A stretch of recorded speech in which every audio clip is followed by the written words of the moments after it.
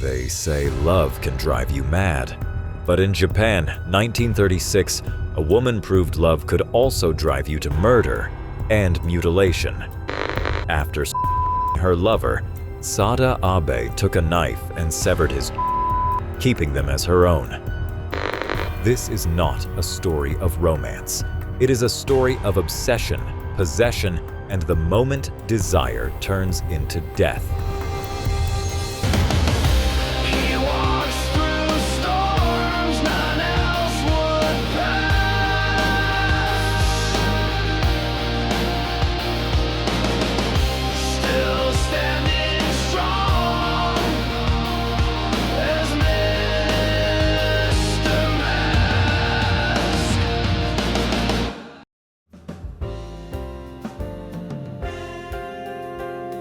The curtain rises, and the mask speaks. You're watching with Mr. Mask, exclusively on Darkpen. Well, I'm Mr. Mask, and let's begin. In May 1936, Tokyo was shocked by headlines of a crime so grotesque it would haunt Japan for decades. The name on every front page was Sada Abe, once a geisha, later a prostitute, and finally, the woman who strangled her lover and cut off his, carrying them with her as a token of love. Her crime was not just murder, it was a collision of desire, trauma, and madness. To understand why, we must go back to the beginning, to a broken childhood, a desperate search for love, and a dangerous obsession that could only end in death. Sada Abe was born in 1905 into a fairly well-off family in Tokyo. Because child mortality was high at the time, she became the youngest surviving child. Her parents, especially her mother, treated her as the favorite. She was allowed to do things most kids couldn't. She skipped school and took lessons in singing and music, particularly the shamisen. Back then, learning the shamisen often meant training to become a geisha, or entering even less socially accepted lines of work. But to Sada, geisha were glamorous, confident, and stylish, the trendsetters of their time. She leaned fully into that image. Bold makeup, different clothes, and an identity of her own. But home was far from perfect. As problems with her older siblings, especially her brother Shintaro and sister Teruko, got worse, Sada was often pushed aside, sent out of the house until things calmed down. With no one really watching her, she spent more time outside, falling in with other drifting teens. No guidance, no structure. At 14, during one of these outings, Abe was by a Keio University student. At first, her family publicly supported her, saying they wanted Sada to heal and the perpetrator punished. In 1922, instead of helping her recover, her family sold her to a brothel, a geisha house in Yokohama. Her sister Toku said Sada had always wanted to be a geisha. Sada said it was her father's decision to sell her, in response to what he saw as her promiscuity. While geisha sounded glamorous to outsiders, many such places, especially in cities like Yokohama, were closer to brothels than refined training schools. For Sada, it was abandonment wrapped in the illusion of opportunity. Most geisha began training very young, starting as maiko with years of strict practice in music, dance, and etiquette. And even then, success wasn't guaranteed. Abe entered late and without real support. She never seriously trained to become a geisha. It was more a hobby than a calling, and she was never promoted beyond the lowest rank. Most of her duties weren't performing or entertaining. They were providing sex to low-paying clients. She stayed in that position for 5 years. Eventually, she contracted syphilis. By law, once diagnosed, she had to undergo regular physical examinations, which made the work even more grueling. So, Sada decided to leave the geisha house and look for something better. After leaving the geisha house, Sada Abe moved to Osaka in 1923 and entered Tobita, the city's most famous red light district. Tobita was notorious, a maze of brothels and drinking houses where the boundaries between geisha, prostitutes, and entertainers often blurred. Sada reinvented herself once again, but she remained at the margins, not a celebrated geisha, but a working prostitute. She tried several times to escape this life. Once she fled and became a waitress in a small restaurant, hoping to start fresh.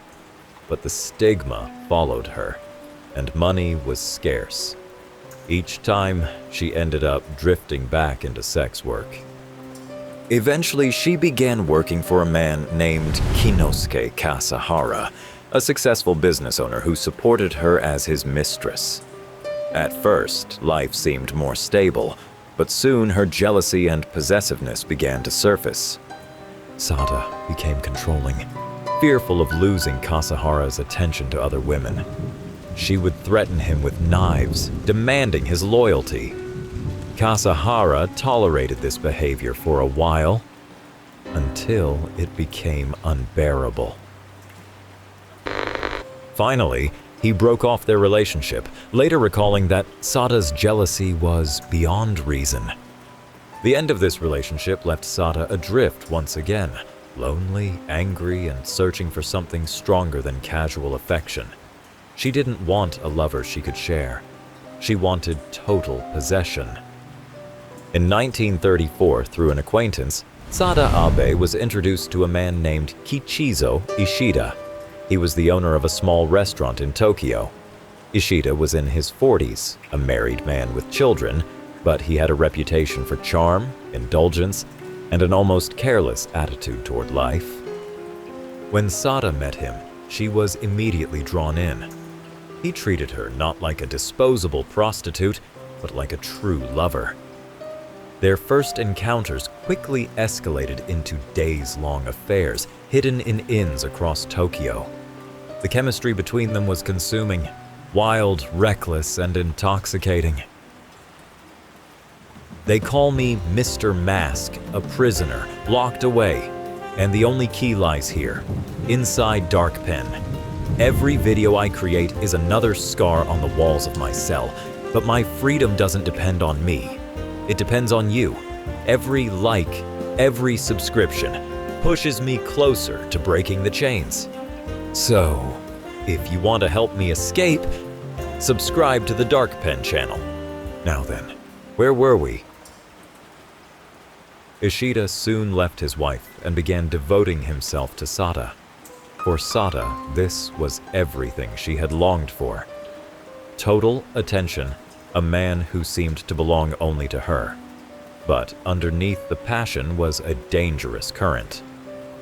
Their love turned into obsession. Their sex became increasingly extreme, involving knives and fantasies of death. Sada later confessed that Ishida once told her, "If you love me, strike me. If I die, I'll die happy in your hands." To Sada, these words were not just play. They became a promise, an idea that death could be the ultimate proof of love.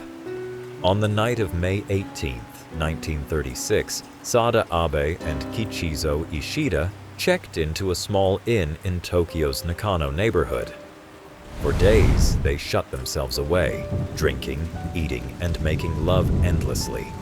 It was a world of two, sealed off from reality. During their encounters, strangulation became part of their ritual. Ishida encouraged it, telling Sada that being heightened his pleasure, and even hinting that if he died that way, he would die satisfied.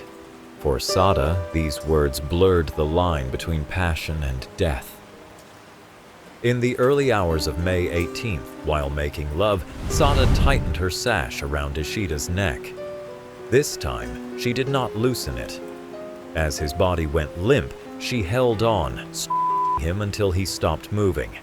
To her, it was not murder. It was the ultimate act of devotion. But it did not end there. After his death, Sada took a kitchen knife and severed Ishida's his and wrapping them in paper and keeping them with her. She left the inn with his blood still on her hands, carrying the pieces of his body as proof of a love she refused to let go. After leaving the inn, Sada Abe wandered through Tokyo, carrying Ishida's sepals in her handbag. She treated them like a sacred relic, taking them out to look at them, even speaking to them as if Ishida were still alive. For several days, she drifted between cheap hotels, drinking and writing letters, while the newspapers exploded with stories of the shocking murder. The entire city was on edge, searching for the woman who had killed her lover and cut him apart. On May 20th, just 2 days after the murder, police tracked her down at an inn in Shinagawa. When they entered the room, she did not resist. Instead, she calmly confessed, "I killed him because I loved him so much. I wanted him to be mine alone. Even if I had to kill him, I wanted him with me forever." Her arrest stunned Japan. The crime was not just grotesque, it was intimate, obsessive, and deeply unsettling. To many, Sada Abe was no longer simply a prostitute or a jealous lover. She had become a symbol of something darker, the terrifying extremes of desire. In July 1936, Sada Abe's trial began in Tokyo District Court. The courtroom was packed. Journalists, curious onlookers, and moral critics, all desperate to witness the woman who had shocked the nation. Sada did not deny what she had done. Instead, she gave a chillingly calm explanation. She told the court, "I loved him so much. I wanted to possess him completely. The thought of him with another woman was unbearable, so I killed him. I felt that if I killed him, no other woman could have him, and he would be with me forever." Her testimony horrified some, but fascinated others. The press sensationalized every detail: the strangulation, the mutilation, the relic she carried in her handbag. The public could not look away. In December 1936, Sada Abe was sentenced to 6 years in prison for murder and mutilation of a corpse. She served 5 years before being released in 1941. Afterward, she largely vanished from public life, living quietly under assumed names. But the legend of Sada Abe did not vanish. Her crime became the subject of books, plays, and even films. For decades, she haunted Japanese culture, both as a cautionary tale of obsession and as a disturbing symbol of passion pushed beyond human limits. Even today, the name Sada Abe evokes a shiver. The woman who killed for love and carried the proof in her hands. And that is the story of Sada Abe, a tale where love burned so hot it consumed everything in its path, until nothing was left but death and a body cut apart. But what do you think? Was this madness, obsession, or some twisted version of devotion? I want to know your thoughts. Leave a comment below. Share your take on this dark chapter of history. And remember, if your partner ever whispers, "I want all of you," make sure they don't mean it, literally. The curtain falls, the mask remains. Until next time, farewell.